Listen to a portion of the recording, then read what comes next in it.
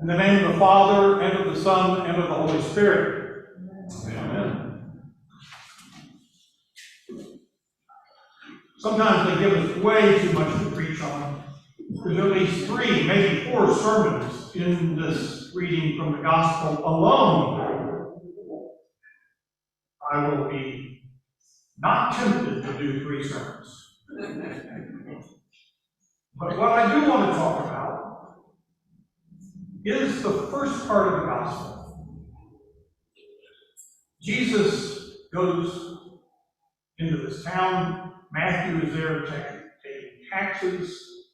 And he says, come on, come with me. And Matthew goes with him and takes him to his house, where a whole bunch of other tax collectors and whatever kind of sinners there were joined him for dinner. The bad crowd, let's put it that way, okay? The unrighteous crowd. Well, the righteous, who were not there, but saw what was happening, start complaining. Jesus makes a very strong comment. He says, look, I didn't come for the righteous. That's not my purpose. I came for those who need to be made righteous. It's a very interesting comment. Very interesting. I require mercy, not sacrifice. Jesus quotes the scriptures in Psalms. You know, you would think after 2,000 years we would have learned this, right? But let me ask you a question. Over the last 50 years, churches have declined from having about 70% of the members of the United States belong to a clear denominational church. Today it's less than 50%. During that time, the average attendance was 40%, it's now less than 25%. What has happened? What do you think is going on? What do you think the image of the church is that has caused people to say, it's not there that I want to be? When I was at the cathedral, there was a young man. The cathedral seats 800 people. It's about 4 times the size of this church. Our average attendance was about 200 on Sunday. And I made sure they sat me in the front because I put cushions in the front, but not in the back. But this young guy came in at the back of the church every Sunday for about a month and sat in the very last pew.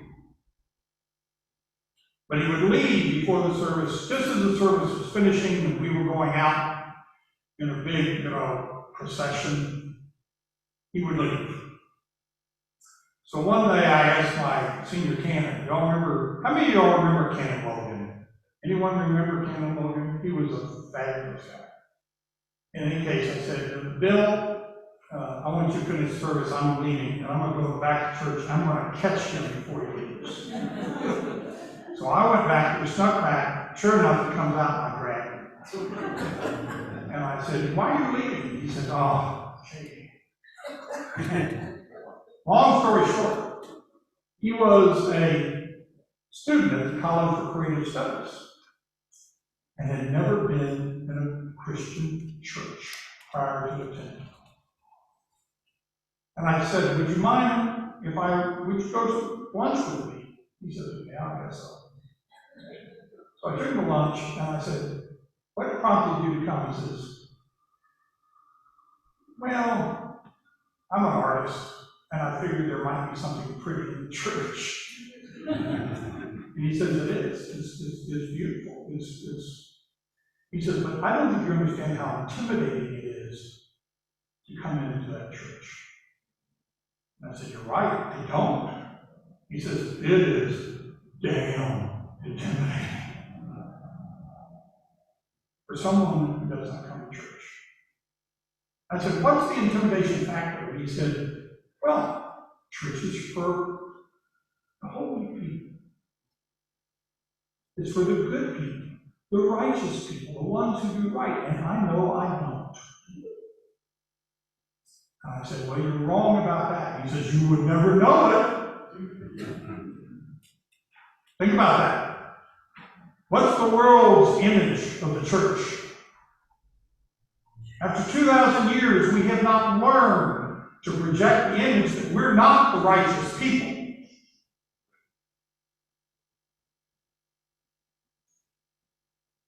Righteousness is imputed, it's not earned.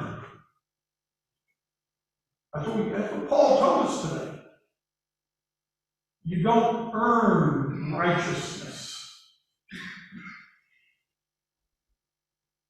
You don't earn forgiveness. Well, yes, you do. You know how you earn forgiveness? By needing it. Think about that. We earn forgiveness by needing forgiveness. But you get it whether you believe you deserve it or not. That's the gift of forgiveness. Forgiveness is a gift given, whether you ask for it or not, whether you want it or not, whether you believe it or not.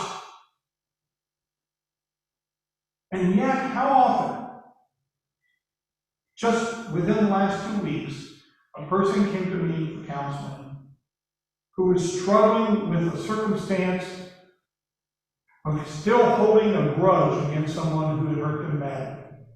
And I said, you know what you need to do? Forgive them. Well, they haven't asked.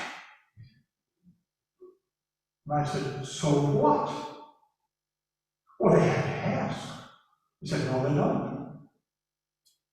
No, they don't. Well, then how do they get it? You give it. It's a gift. Whether they take it or not is really not the issue. It's the fact that you have given the gift. And it's not set on whether or not they deserve it. Because they don't. And neither do any of us. It's given from God. Because that's His gift given. And therefore we're not righteous people. The church is not made up of righteous people. It's made up of sinners who need forgiveness and in which righteousness gets imputed to us, not for what we do, but for the faith and attitude we have. I've told this story before, but it's worth telling. I learned the Old Testament primarily from a guy named Harvey Swigum. What a name, right? He was a Lutheran pastor, but he grew up in Milwaukee to a very, very poor Norwegian family. And his father, during the Great Depression, lost his job and made money by cutting wood for selling to people who needed wood for their fireplaces and their stoves. Didn't do well, so they lived hand to mouth. Harley was old enough, about 14, 15 years old. He got a newspaper route. I had to collect every week, otherwise he probably wasn't going to get his pay from the people who were buying the newspapers from him. But he didn't have to pay the route director but once a month. First month he did pretty well. And he got more people. They liked him. He went and got people to give more. So he paid the route director, everything was fine. And the second month he made a lot more money. And suddenly, that money it made him a big shot at school because he could buy all his friends candy and other kinds of things and became very popular. At the end of the month, guess how much money he had to pay the route director? Zero. So what does he do? Well, he makes sure he doesn't see the route director, right? Shows up late to get his papers. Makes point every effort he can to avoid the route director. he's able to do it for almost a month. You'd have thought he'd stop being the big shot. No, he still did a little bit of that and tried to save the money, but he was too tempted. Finally, the round director showed up at the house on Saturday morning. His father was out cutting the wood. They called a family meeting at the dinner table. Harley was the oldest boy of 5 kids. The route director explained the situation graphically from his point of view about what a cheat this boy was, what an immoral kid this was. As he related the story, Harley became embarrassed and humiliated and just couldn't look at anybody. When he was finished, his father said to Harley, "Harley, look at me." He couldn't. He was too embarrassed. His father said, "Look at me." He had looked up. He said, "What you have done is unacceptable. You have embarrassed this family. You have caused inevitable harm to us. You were immoral. You tried to be a big shot. And we will pay a terrible price for months to pay this debt. And this will not ever, ever, ever happen again. Do you understand me?" Yes, sir.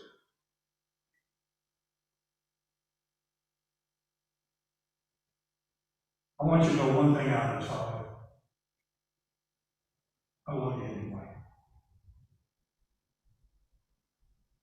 And now I've got to go out and finish chopping the wood. And it was never mentioned again. Single most important event in that boy's life. Dictated the rest of his life. Free gift of forgiveness. Not without consequences, but free gift of forgiveness. Michael Marshall, the great preacher of the last century, English preacher, evangelist, had a phrase. He said, "You know, the worst thing that ever happened in the world is the introduction of sin. It's the worst thing that ever happened. And it's the worst thing you'll ever do. It'll change your life horribly. But here's the real strange thing about it. It's better to have sinned and be forgiven than to have never sinned at all. Because then you will know God intimately. At the core of God's purpose for you. It's not being righteous that matters. It's being forgiven that matters. And when you know what forgiveness means, giving it is the greatest gift you'll ever give anybody. It can't be earned. If it's earned, then it's not a gift.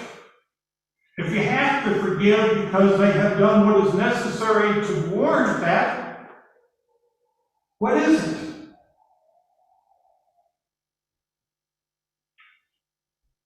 Churches are places that should be for the Matthews of this world. Hated, despised, and unrighteous. It should be for the people who don't deserve to be here. One last story.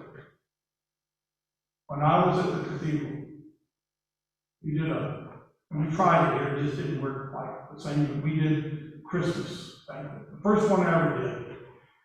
Now the cathedral is down where it used to be the Cass Court, prostitutes, drug addicts, all that kind of stuff, right? And so we sent out these invitations to come and have a free banquet at the cathedral on Christmas Day. I had 200 volunteers, we had food for 600, and 5 showed up. 5. Disaster. Well, what did Jesus say about that? If the invited didn't come, what do? You go out and get them. So what we did is we piled into our cars, we drove around, and we invited them to come and have a banquet. By the end of the day, we had served 600 people. But at one point, my daughter, who was in high school, came in and said, "Dad, is the guy outside, he won't come in." I said, "What?" Got in the car, but he didn't come. He won't come in. So I said, "Okay, let me go talk to him." So I went out to talk to him. And I said, "Come on in." He said, "This is the church, right?" I said, "Yeah." He says, "They can't come in." I said, "What do you mean you can't come in?" He said, "If you knew who I was and what I had done, you wouldn't let me come in." And I said, "I don't care who you are. I don't care what you've done. You're my guest today. I want you to come in, please." He started crying. And I took him by the arm, and I walked him in. As we walked in, two of the other street people came up, saw him, and came up and says, "He can't come in here." And I said, "I beg your pardon? He's a bad man. He is a bad man. He should not be here." And he started to leave. And I said, "No." Grabbed him by the arm and said, "Of all people, he deserves to be here the most." I said, "I don't know what you're going to turn to him." I said, "I don't know what you're going to do when you leave here, but for right now, you're forgiven. What you do with that is your business, but you are forgiven. You're a new person for this moment, and you deserve to be here." He stayed with us 2 years. Got off the alcohol and got a job. He took his forgiveness. He didn't deserve it, but he took it. That's what churches are about, brothers and sisters. It's not that we are the righteous people. God knows we're not. We're the forgiven people. And that's what we are.